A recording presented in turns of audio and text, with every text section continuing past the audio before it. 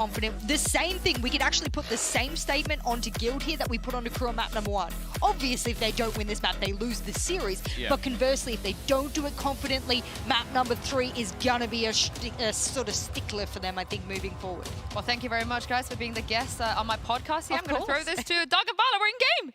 Thank you so much. Yeah, thank you so much. So you're happy. I mean, if you want to come hop on the booth, you know what I'm saying? Yeah, come on down. Yeah, throw it down with us a little bit.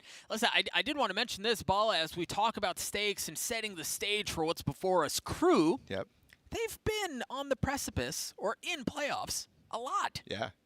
They're trying to actually make it a 75% playoff success rate in the events of Masters that have had playoffs. Obviously, they've been here every single time at Masters. Yeah. But Reykjavik was the first time that they actually failed. So we're going to see them right now. A quick approach from Guild inside of Arcade, and it's almost everybody except for Safe. Oh, Delzik. Look at you with your...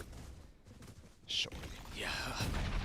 I couldn't even bring myself to say it. It's disgusting. They've got two shorties, bro. They funnel out onto the site. They managed to avoid some of that.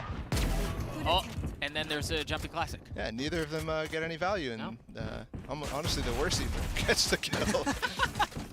I mean, it's the best gun in the game.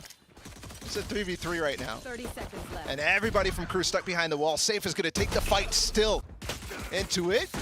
Crew doesn't get any trade from that. 3v2 here. Spike's been planted. It's just down to Kesnet. He's got 25 HP. And nothing but a ghost. How on earth does he get through this? Now his position's been given away. He's those 12 bullets. That's kind of all he's really got going for him here, though. Clears that first tight angle. Again, time just not on his side here. Way too many things to deal with. Yeah. And they set up the crossfire perfectly. You have Russ just tucking into Canteen, Goldamenta falling all the way back, and Safe after the first shoulder peek. A little bit of discipline for him. And attempts to find an orb, and only finds the death orb. And that will be, as Jess was mentioning on the desk, the first pistol round win for Guild in this series. And they were actually great against Optic in pistol rounds. They were 3-1. Not as good as Crew, but Crew played an extra map, so. One enemy remaining. Right here. This is a good sign for Guild, given the fact that the game was so close on bind and they lost both pistols. Yep. Thankfully, they won both bonuses. So we'll see if Crew can do the exact same. They are fantastic in anti-bonus rounds, which should be coming up ahead. Unless they have something new on the eco round, they're just going to push it. It may not be new, but it is fast, it is aggressive, and it has, at least for now, failed. They did this so often against Loud in the last game, so it's no surprise to see Guild prepped up. One kill comes through for Kesnet, but they accepted that push with open arms. Wow. Even taking the precautions to go underpass, get the other orb. They're thorough. I mean, they could even go dish if they want. No. I don't think they got it, no. Well, the kill comes through. Either way, Leo's 1 point away from having his rolling thunder online, and we're going into round 3. That's insane. Leo with a great start. He popped off on map 1. He seems to be continuing that trend here on Fracture. He had 28 kills in that first map. A quiet 28 kills. Quiet. I was For usually when we see Leo pop off, it's like, oh my god, this guy's the best initiator. But we barely even realized the situation that he put himself in. He tied Mara for the most kills so far at this event in a map. And once again, Crew is grouping here. 3 players at dish. They put a deep smoke in halls, which indicates that they're fighting for it.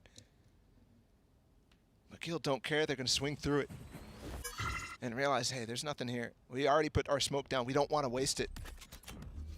Should go for a sand push. Scurry on back. And Klaus still has some of the utility. The wall's going to go up to deny any sort of entry. Out from tower. Oh, Top trying to get info on the other side of the smoke, but Safe has already found his way into the back of the site. He's able to pick off a couple of members of the Crew. Relatively effortless fashion. Guild still have the numbers advantage here. Leo's going to get the spike down. This is not going to be exceptionally easy to work your way in. There's that rolling thunder that we saw so early. Tagged both of them. Yeah, buy some space, and look at that. He's just going to funnel his way right in. Goldamenta glad. Wait a second. to take some of that and then back up. They might be getting a little ahead of themselves. They've all fallen off right now. It is planted for Does he have a Halls, but Molly? yeah, Molly. Okay, maybe they're not getting ahead of themselves. They're actually covering all of their bases. Yeah, well, post-plant action. And there's just no way that Nags and Klaus get in. It's early, but Guild are already showing why this was their map pick. I was just worried because of how fast they were pushing the saves on Bind. So either way. Leo just accidentally stunned Coldamenta. He just going up the road. So the anti-bonus for the first time, not converted from the team that loses the pistol, loses the pistol round. And again, to go back to the what you were talking about on map 1, KRU are often the ones who do this. Sure, yeah. Getting a taste of their own medicine here. Both of the teams are really good at protecting this this pistol round win. They are very good in the rounds that really set the pace economically. They're just not necessarily best in breaking those advantages, except in the anti-bonus. So I don't expect, for example, KRU to be able to win a round like this, although they do have 2 guns, so this is not even close to, you know, full save or anything like that. The interesting part, though, is this is going to take a while for Nax to get his gun, get his op online. He's nowhere near the tour de force, hasn't gotten the deaths, hasn't got the orbs to contest for it, and they're actually feeding Kesnet the orb here in Halls. Safe, pushing forward just a tad. See Klaus on the other side, takes that rendezvous out, just in the nick of time too. And that was all just to say, hey, is there anything here? Do you guys have a stack coming through Halls? Do you have a trap play? No? Okay, well, I'm just gonna rejoin the rest of your team who is walking up here. The stim comes out, the flash goes out too. All right, they're gonna clear Nags though. They did really well in the pistol round to clear up in tower. Off of that, now the fight on the site can ensue. Mazzino's able to get one with the Sheriff. How much more can he find? His Trek still playing up top. The Satchel to perhaps try to deal a little bit of extra damage. No, it's the Vandal who does it at the end of the day. A 3v3 here. There's still 1 in play. Well, it was until Klaus died. Kesnet's got the ult now. It's a 2v2 here, yeah. There's no guns to pick up, though, for either of these players, so still 2 satchels as well. He could easily get the spike planter when he decides to go for it. Yeah, I think he's just waiting for that cue. What's that green light? What's the go button? There's got to be a trade, though, for Trex. That's why he's walking close. And Colamenta wants it. Oh, he has the spike. Got to be careful here. Here comes the plant. Trex. Kesnet's not in a position to punish it. He's going to go for it either way. Oh, he's going to get both. Oh, he only gets 1. Coldamenta and remaining. Delzik are left in this 1v1 with 3 seconds left. He's just barely going to get the spike down. Delzik has the gun. Delzik gets the kill. And KRU convert the 2 hero rifles, the one they saved on Nags last round. And that is some heroics right there. I thought you were right. I thought he was going to get both of them with that, but the stare angle was really difficult for him to target select, and he chooses right. He gets the spike planter down. So Trex not able to do anything after these first 2 kills. I want to see it again. I don't know. There it is from his perspective. Oh, it just actually trades Trex. Coldamenta was the one left. Oh, it's crazy. Those pesky walls. I hate those situations, man. I kill the Rays. And Trex has got to feel the same way right now. Safe going back to... Oh, actually, it's just to put a trip down. It looks like it's just on the other side of the smoke, too. Yeah, it could be visible, though. Yeah. From the doorway. Either way. The Halls pressure is what KRU wants. This time, instead of pushing Dish after smoking deep, they're here to set up a trap play. So Safe has got to be careful if he wants to end up in that situation. Are they going to break that trademark on Dish? Yeah, I think so. I think the plan is to trade that out because look at the rest of their team. They're already starting to take some space towards B. Like it. Oh. I like that a lot. Trex is going to push him off, but Kesnets gets the info that he's actually the only one there, at least peeking the angle as it stands. The other part about this, though, he's got the spike.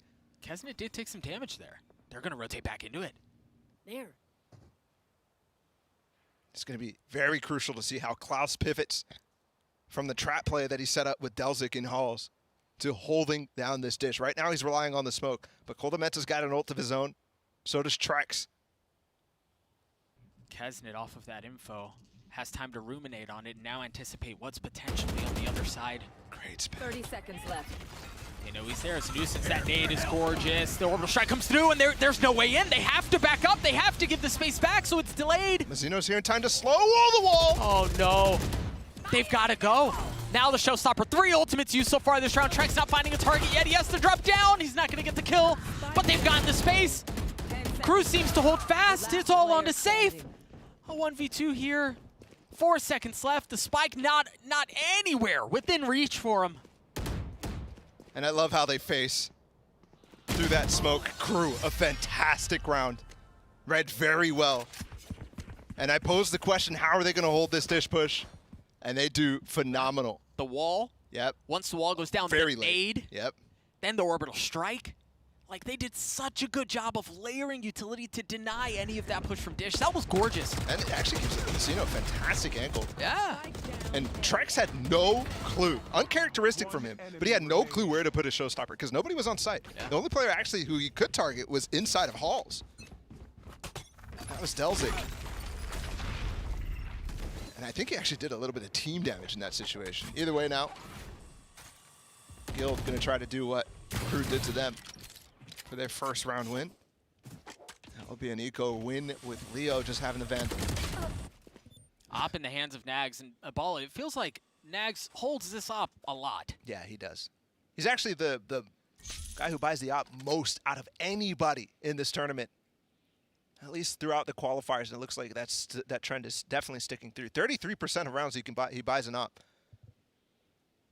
The only other person who comes close is his fellow LATAM player, Takolia. Well, and then you think about the financial implications of having something that expensive. 33% of the rounds. I mean, that ain't nothing. And there you see why. Yeah, and he responds where Leo got a massive first kill onto Mizzino.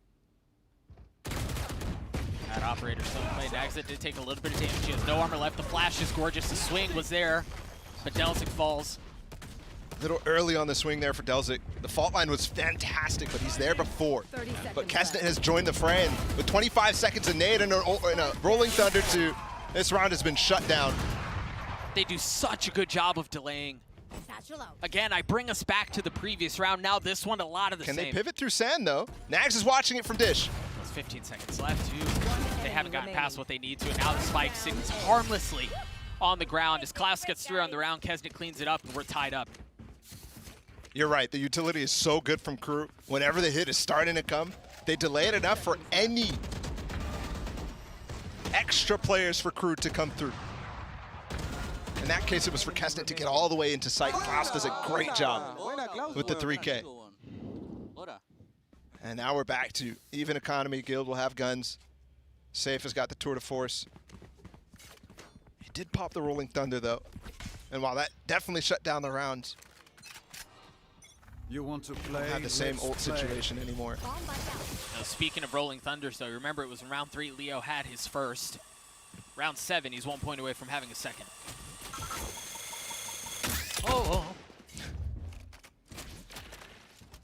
He's gonna re-clear this angle with the door opening now. Again, bro, the op. And there it is. He gets another one. The value that he finds from that weapon is absurd. Zeno's still in sight, too. A really tough angle to deal with. But it's exposed, and the spam is good from the other side. Trekk's, after he gets weeded out, he's gone. He was just overwhelmed. The guy had no options. Now Safe, who just upgraded a weapon. He didn't have a Phantom at the beginning of the round. Now he does. Still with that tour de force in play. Leo falls. How do they get through this?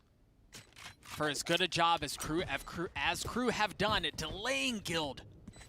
Now that the spike's down, the game's different. Oh, he actually tried to use his TP to back up into halls, but KRU might take the space and it might punish. Oh, he's sucked out of the box! Oh, but the first one, the shot goes wide. He's not able to land the no-scope, but the Phantom does come through, and now Nags with the operator. We've talked about his heroics so many times. We talked about how he buys it as much as he does. Finds another kill for his troubles, but gives the space away. That was, I thought, a massive blunder for Save, but well, a little hidden, the TP. I thought he was going to hit the shot. No, I thought he was going to hit the no-scope. That would have been nuts. Can you imagine? As he TPs on top of the box, yeah. That would have been crazy.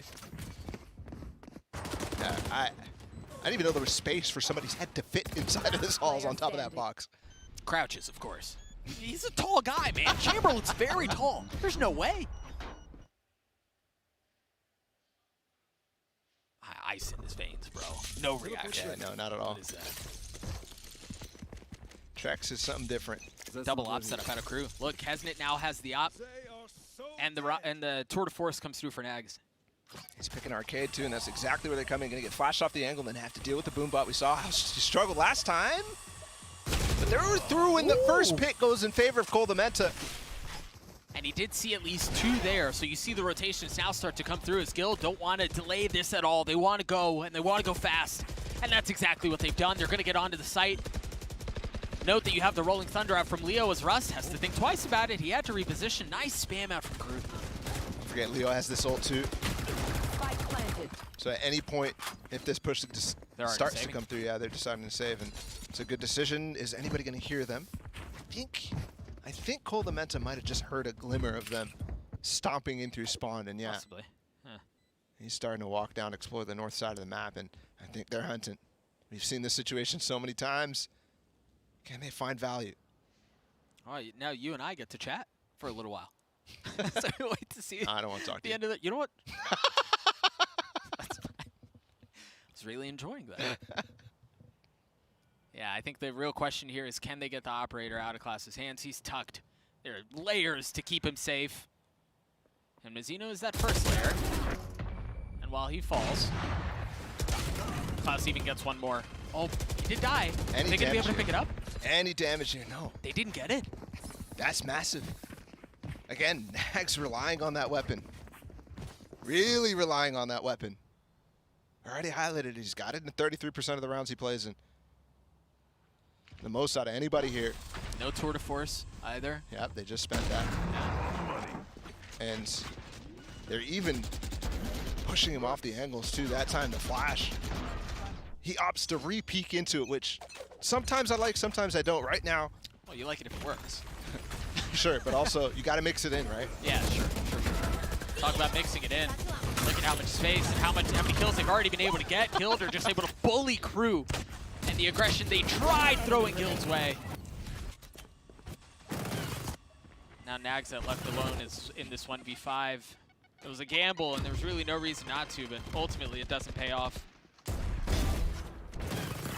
And while Nags doesn't have an operator, he does have a pocket operator. Yeah. Which is still pretty good. Crew has really been readable on these eco round attempts. Yeah. You could see Guild already had the smokes down on Dish. As the push came in from Arcade, they know there's a north side pinch coming in. As soon as there's any utility thrown, any person shown. And again, they receive it with open arms. Loud was not willing to do that last time. Last time they played this map, even though Loud won, they saw the push happening, and then they would kind of just go to the other side. They're like, I don't want any of that. Fight, yeah. Don't want the heat. Guild is super confident, despite losing map 1. And I think that's definitely netting them the lead here so far in this game. My man satcheled over the Roomba, by the way. You talk about being willing to take the fight, right? Like to lean into it, knowing you have a gun advantage, trusting your shot. I mean, when you feel it, you feel it. Yeah.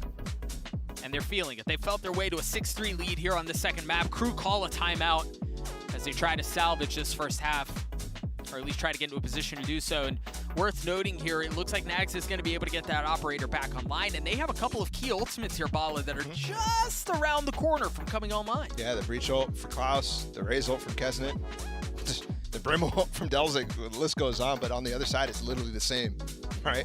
True. Exactly the same almost. Available for Guild. So this timeout is almost exclusively used to figure out, okay, what could they do with these ults? What do they tend to do? And how do we actually counter them on both sides? So the leveling that's going on right now is really, really fantastic. Well, and you know, both teams have shown that ultimates seem to come in bunches. On Fracture in particular, like both teams have been so willing to dump everything into a round to secure it. And yeah, it was early on in the half, so perhaps a little more blase-blah with the investment of it, but they haven't hesitated to pull that trigger, man. There are the ultimates that we were just mentioning. Save has the operator. Nags is going to do a bit of the same on the opposite side. It's actually Nags who's hanging out towards Dish right now. Not going to have any contest initially, and look at this pinch they've set up. They've sent 4 down the northern side of the map. No one's home, though. No, not at all, but they clear the north side of the map, right? So Nags now has free reign to, he takes his TP back. Yeah, it probably wasn't in position to hold halls. And he's got the trip, so knows he doesn't have to worry too hard. And he gets into a great spot to hold, but I think safe. Starting to get an inkling of what's going on. Here's potentially Delzik rotating back in this position, hearing them rotate off through. So, yeah, the ult's going to come in. The wall again, reactively from Mizuno. And off of that, the showstopper comes through. Trex, how on earth? Ah, he couldn't have had any health. Now you see the second Rolling Thunder again. The ultimates come in bunches here. And through the cacophony of what's been thrown into this round, we still haven't had very much as far as advantage in space. Complete chaos, but Russ is going on top, and nobody's there to follow up with him. So Klaus gets the easy kill. Oh, they push him inside of this orbital strike, though. I've lost count. That was a showstopper in an orbital strike, too. Klaus was alone there. He had so many things before him, and there's no way he could deal with what is thrown his way. 30 seconds left. And now Nags with the operator by himself ultimately falls courtesy to the op on the other side as Guild get to 7. This is domination right now. Guild played that really well, even though Russ loses his life swinging on top of that. He's trying to find out exactly what's going on, right? He's trying to see, okay, what actually happened with that Trex ult that missed? As Trex finds the kill after all that happens. And then they push them into Canteen with this orbital strike, catching anybody who's trying to play and save Mizuno's life there. Forcing that showstopper to come through it to try to save them, and that's an overplay from KRU in that situation. Was that every single ult that was available? Well, Russ kept his. Yeah. There was a couple that were about to come online. For example, Delzik didn't have.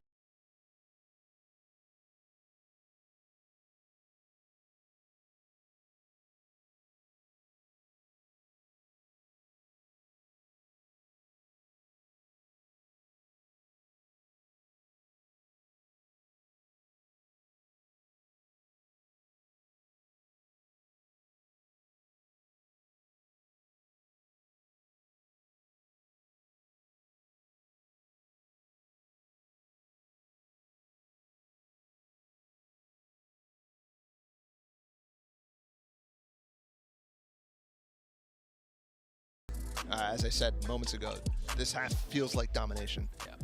I mean, no buy really out from KRU here. They already ecoed them once, though. That is true. That is true. This time, no Vandals, though, available with it. And is it a lot of the same? Is it what we were talking about, where when they're on nothing as far as a buy goes, they just full send one side and try to catch them slipping? Well, the one round that they won, they weren't doing that. They played a lot more slow, got the early pick from Nags, and then played off-site. And that's what they're doing here, perhaps. Love this angle under the rope. It's hard to spot, but he comes from the other side. Zeno's able to find one. Trying to pluck Trex out of the sky, not able to do it. Ultorb comes through. Numbers in favor of Guild. And Kesnet, the only one who had a weapon, really. Not going to find value. Yeah, the nade's just a bit short.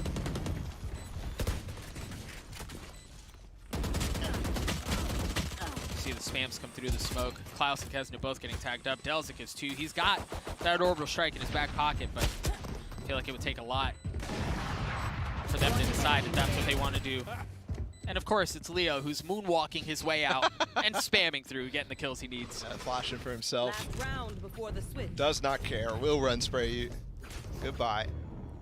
And that's now 5 in a row for Guild. That's KRU. That eco kicked off a streak of 3, but that is certainly not going to be enough on this half. No, and I feel like Bala, one of the things that has changed or perhaps has been lacking from what we saw KRU earlier on Fracture was their delay. Yeah. I feel like we haven't seen very much of that at all. Now note, Delzik has that orbital strike. We'll see if that comes into play. Sure. Pairing it with some sort of utility from Mizuno. Yeah. I mean, there's been rounds where they've tried, but the great thing that Guild is doing as well is they're not necessarily committing to the full executes that we saw on Bind, for example. They're slowing it down once they get past a certain point. There's never a point of no return for Guild. So that's a great adaptation that they've done through the timeouts that KRU has called, through the timeouts that Guild has called as well. Save going to go for an entry as they again pivot towards the other side of the map. He might find it. Yep. Yes, he will. Super on point. Is safe today. And he still has that operator in play. Looks like they have a setup towards A. The thing is, they're going to have to deal with the alarm bot out from Nags, who's actually on the northern side of the map. The flash to swing out in the double satchels. Of course, it looks like he almost tried landing on his head, but Kesnet was there to cover it. Now the orbital strike falls. The spike kind of stuck. As you see, it's hanging out under tower. He's going to take some damage, but now the res brings Leo back. Nags is going to have to do it himself. And he's got Old Faithful in his back pocket, but it's not going to happen. A 9-3 half out from Guild. Dominance. Just dominant. That last round as well, a streak of 6 to tie it, the first half down with a bow. It's just really, really strong from Guild. Everything that KRU did responded well from, and the adaptations throughout the half after that streak of 3 have been phenomenal. And you saw KRU try to do a lot of the same. Try to delay, try to keep him back, but it was just not enough. Again, Guild sitting cozy with the 6-round lead at halftime on Fracture. We're going to throw it down to the desk to see what they think. Yeah, this is the most comfortable Guild have looked so far. And Tom, partially thanks to one man, we highlighted him in the pre-show. Trex has been popping off. Well, that's the thing. I feel like, especially towards the end, the whole team has been popping off. But Trex is sort of always the tip of the spear, the man leading the charge. And I think that he's so good at just taking space. Currently 334 ACS, just having an absolute tear. But he's also just causing them problems. Like, we've literally seen him like jump over people's heads and stuff. Like, it's got a little bit ridiculous. That was something we said on the desk. I think it was mentioned multiple times about how much space he was taking with the blast packs. I mean, that was the kind of entry that they need. A lot of teams don't have. I don't know why G2 is coming into my mind of not being able to take space on the attack, but it's the kind of reference point I have, and that Trex is able to be so successful at. Yeah, I'm glad Bollard mentioned the word adaptation, because there were a few rounds, Jess, where we were seeing the EMEA Guild that was kind of tilting us a little bit because they just ran out of time. Oh man, if you watch EMEA, you'll know my death segments. I mean, look, this man is trying to mitigate. I get what he's trying to do is taking the space, but by the point of them taking the space, if you look back over their past stage for Guild and how long it takes them to get into the site historically, I'll be nice. Actually, you know what? It's actually not going to be nice. It's going to be a little worse. I'm going to just pick up their fracture stats, and look at how long it takes them to get in the site. I have listed here that they don't take their pre-planned attacking first kill usually until the 82nd mark. I don't know any other team, and I've done a segment in EMEA that reaches that long, except for Fnatic, and they're positive. I will say, though, after those first, like, 4 or 5 rounds, they completely adapted away from that. Like, the pace change, they went far more direct. It meant that a lot of the aggressive plays that were being made by KRU just didn't really work out anymore because they were already taking space into the site. They mitigated Mazzino. One of the things I highlighted at the beginning was how good he was with his walls. Well, he does it reactively. They were just dry peeking him. They shut down Nags and every push he tried to make. So it was poor from Guild at the start, but they adapted, they came back, and they had a great half. Yeah, they were paying off indeed. They have a great chance here to push this to map 3 over, back to you even, Doug and Bala, to see if they can. Thank you so much, Insu. Bala, I hope you like Icebox, because it seems very likely that that's where we're heading. Again, Guild, 9-3 lead. Dominant performance out of them here on Fracture. Yeah, I definitely agree. I think we're heading to Icebox pretty quickly here because I don't see any of the win conditions that KRU is going to need on this half even close to coming alive on that defensive side. It's Kesnet, right? This guy needs to really push the pace like he did on Bind on those attacking halves where he is pushing. And that's really, really difficult for him to do on this map specifically as Raze. His team needs to do so much for them to gain space for him to then be able to do it. And I think this actually might be an example of that all the way upstairs right now. Well, you even think about the composition on the other side. Sage slows, Breach utility, Chamber slows too, depending on what he has out. Like, yeah, it's not easy for Kesnet to hit that go button. But they're going to have to try. They've managed to work their way into B. Uncontested, safe with the flash in his face, has to turn away. But he holds on to the angle, knowing he's got some safety just on the other side, but he overstays Mazzino and come up from under it. He's able to clean him up, take him down with them. As Mazzino ultimately falls here, 4v4 as the spike ticks away. Kesnet also falling. It's a flank upon the flank, and Delzic's able to find so much more value. That was gorgeous. There's 2 moments there, I think, that were fantastic from KRU. This flank from Delzic through underpass, coming back under the stairs, and then also the push from Mazzino as Nags and Kesnet are pushing through tower, right? So he finds the one guy as he pushes through the smoke on Arcade, he finds the one guy that he needs for them to really have success, and he spots the full push. 3 players from Guild coming through Arcade, and that gives Delzik all the time in the world to make that flank. And he doesn't even just spot him, he gets him. Yep. He gets everything he needs. KRU winning a big pistol. I believe that puts him at 3 of 4 on the series. Yep. Yeah. Again, not too shabby, but here Guild, without very much, as far as artillery goes, as far as arsenal goes, decide that they want to bunch up and try to go to the death ball route towards the southern side of the map. The ult orb has been picked up. We are literally watching a mirror match. Yes, we are. In these pushes. Yes, we are. Patience out from Nags. Holds on to the trigger. Look at the space that, I mean, Nags might be just dead here. Yeah. But look at the space that Kesnet has garnered. He's all the way in spawn. That won't really matter unless he can get somebody else there, and unless they've planted for spawn, which I don't believe they did. It looks like the spike is on the other side of the default box. It's a thing here too on Nags. Yeah, he falls, but there's no weapon to upgrade. Mazzino's able to clean up 2. And somehow they've made this into a 3v3. Note, KRU still have a notable gun advantage here. They're gonna have to try to get in from a couple of different angles, and Klaus is ready to greet on one side. You've got Delzik playing on the other side too. There's really no easy way in on this one. Russ did upgrade. The time is not on their side either. 1 enemy remaining. Don't need to be peeking now here. For KRU, let's keep the slight guns that we have so we can have a real bonus, and we will. And this goes back to the stats you were dropping earlier, but it is worth noting they haven't done it this series. Yeah. They haven't converted. They have not converted a bonus. They were, leading into this event, the best at converting bonuses. At 63%. Enemy remaining. They'll have a chance to do it again here. But in this series, they're 0%, 0 for 2. And the bad part about what happened that round is this is a weak bonus, right? We have one guy forcing in with Nags, but Mazzino's going to stick with just a frenzy. Suboptimal for sure. And it makes sense for Nags. He has extra weaponry. Safe. Oh, the flash. Man, you can tell he wanted to take that fight. He was chomping at the bit. But ultimately has to give the space up. And now we see the layering of utility come through. You got the slow orb. You've got the aftershock. This was a problem early on the bind half on defense for Guild. They used a lot of their utility very, very early. Yeah. Yep. Rotations were early. Utility was early. There's an aftershock and a slow already spent. Exactly. Good read clear though, but it's going to spend so much again. They've got Arcade, but they're swinging hard. KRU is wanting to fight this. Tried getting a little cheeky with it, and through all of that, we still haven't seen a kill other than the one we just saw. It feels like these players have peaked this angle for what seems like an eternity, and now the bodies start to fall. As the kills go back and forth, the 2v2 here as Russ has to heal himself up. No armor left. Delzik's exploring, but the spike, they still have control of it. They want to leave. And they have time, bro. But Delzik might get picked here. He's got to be careful. Russ has got the timing. He's going to take the fight too. And he spots him falling off, so that's going to be immediately the cue. No, they're sticking here, thinking that maybe there's a walk underpass, something like that. This is going to buy a lot of time, actually, when all is said and done.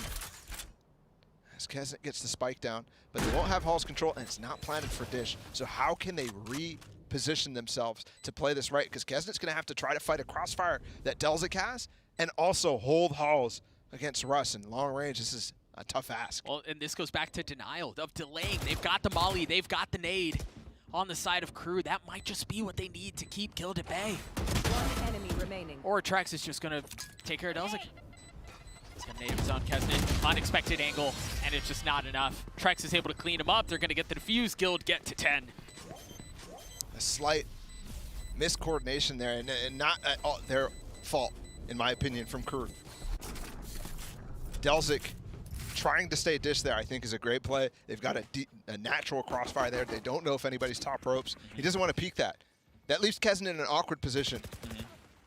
He doesn't want to stay in sight because they don't have Hall's control. He has to push towards Hall. He challenges that. And then by that time, Delzik is already getting pushed on by himself as the crossfire is broken. So tough decision. It could have played it slightly more optimally, but with the information they had, it's hard to say it should go any other way. So they failed to convert the bonus again. I think you jinxed him. You may have. Those stats regionally. We talk a lot about regional differences. And I already said Guild saying, oh, this is not going to stand on the international level. We're going to be prepared specifically for what you guys' strengths are. And that's one of them. Bro, and if that has not been the story for Guild this tournament, preparation, they come in ready. And they have not been fazed by anything thrown their way. 5-round lead here for Guild as, again, they find the opener onto Nags. Guess it's really far up, Dish. And I wouldn't just say it's preparation as well. I think it's individual level from a lot of these guys leading to that prep being fantastic. Yeah. Right, a lot of time you could do a lot of this studying, right? You could have good ideas on how to counter. You could have ideas on what the tendencies are from your opponents. But Leo's been amazing this tournament. Safe has been fantastic. You were saying, Trex, or excuse me, Safe. Is already able to find two as Mazzino, you see, was just trying to jump up into the smoke, trying to stay alive, find some solace, find some safety, and ultimately isn't able to do it. Safe with 4 on the round here. And Kesnit's going to have to pull off a 1v4 if he wants to bring this back. Now, worth noting, Safe this week. Oh, and a couple of shots. I thought we're going to go to the back of the head, but no, it's the ace that comes through for Safe. He is good.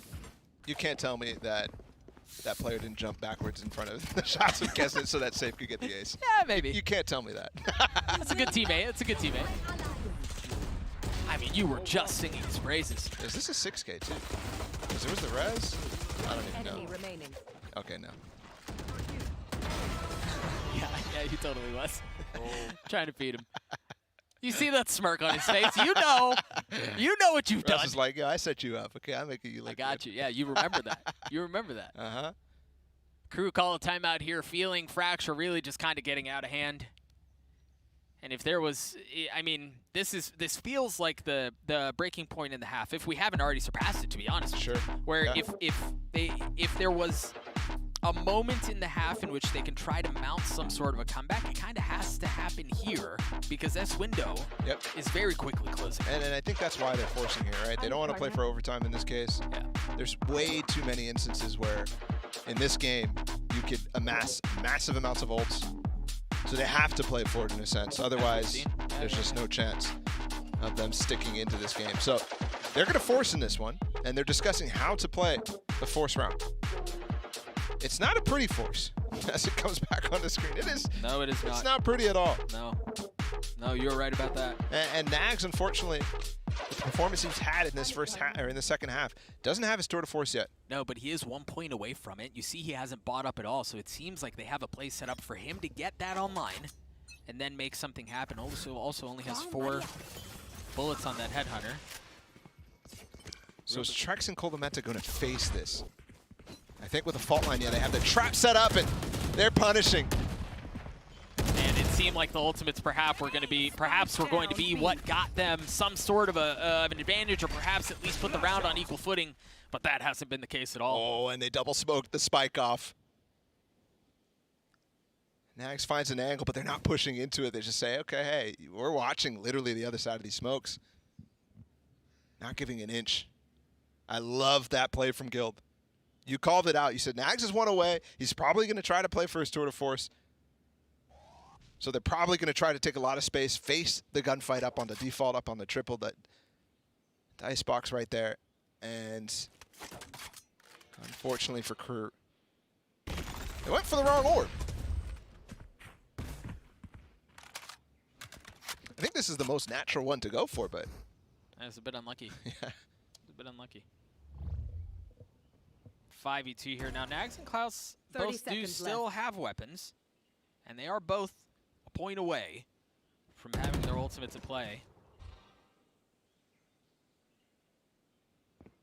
But I mean, it's just dead silence across the map here. And they just want to keep the guns, Yeah. and they have to 10 keep the seconds guns. left. The problem, though, is you're talking about the ult. Look at Guild. They're almost fully loaded. Yeah, they're chilling. Meanwhile, them saving the guns means that they won't have the ults. So, and they probably won't even be able to drop, honestly.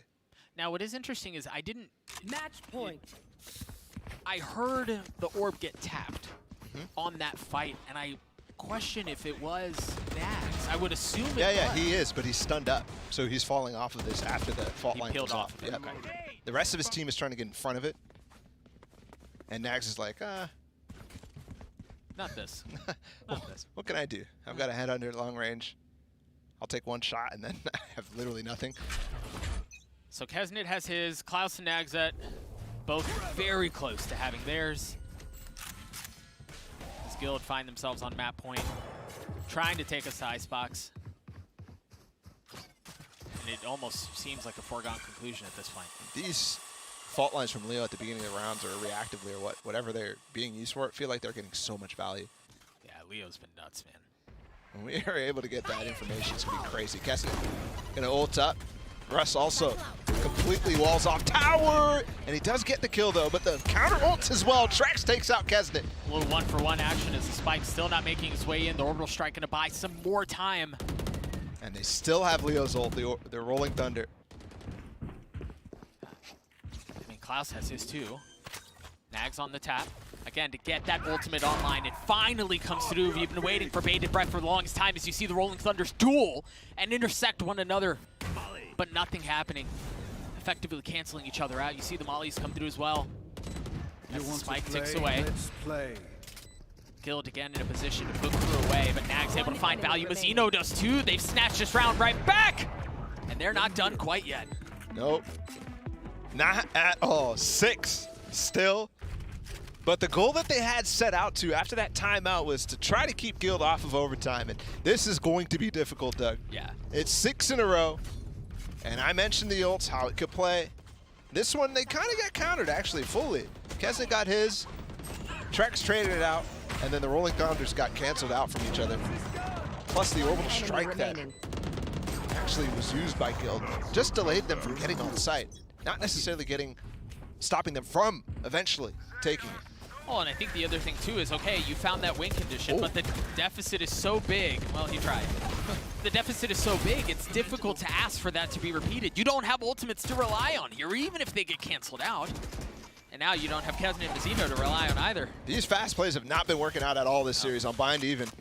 Great reaction from Russ, even as the wall goes up. Yeah, Kesnit was able to satchel his way through, but a great kill, and he's able to find another there on the Delzik. It's a 4v2 here. His crew are going to have to pull off some sort of miracle just to extend this thing. They're both weak. Armor in a less than desirable position. They have forced Guild, not forced them, but Guild have gotten off the site, so they'll dry walk very close and then fault line to clear. They want picks though. No charges left. Not going to get them. You're giving people hope, Bala. Stop it. That's your job. That is true. That is true. The spike goes down, so maybe. Enemy remaining. See, as soon as I say it, it's over. Save's able to take care of Nags. Now Klaus left in this 1v4 to try to extend the map and doesn't get a shot at all. The bullets come through, the molly at his feet as the defuse cleans things up. A 13-6 win for Guild as we turn our gaze to Icebox. Yeah, final map.